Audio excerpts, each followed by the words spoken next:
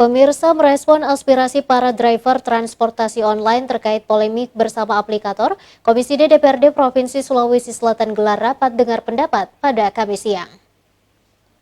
Dengan mengucapkan Bismillahirrahmanirrahim, rapat dengar pendapat. Komisi D DPRD Provinsi Sulawesi Selatan gelar rapat dengar pendapat bersama para driver transportasi online pada Kamis siang. Rapat tersebut membahas permasalahan yang dialami para driver sejak beberapa waktu terakhir yang dinilai merugikan para driver. Salah satunya tentang penyesuaian tarif. Rahman Pina selaku Ketua Komisi D DPRD Provinsi Sulawesi Selatan yang juga sebagai pimpinan pada RDP tersebut meminta Dinas Perhubungan Sulawesi Selatan secepatnya menyelesaikan permasalahan tarif dengan konsultasi bersama Kementerian Perhubungan.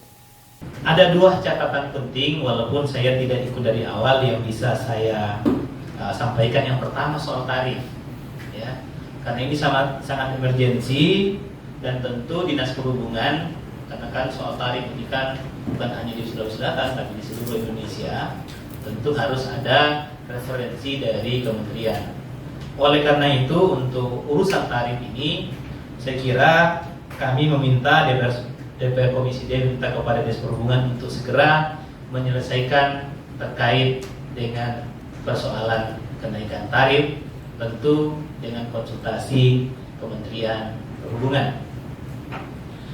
Yang kedua soal dashboard, ya, ini sekali lagi soal pengawasan. Kami juga butuh dan harus mengawasi teman-teman dari aplikator. Kami tidak bisa mengawasi kalau data itu tidak ada.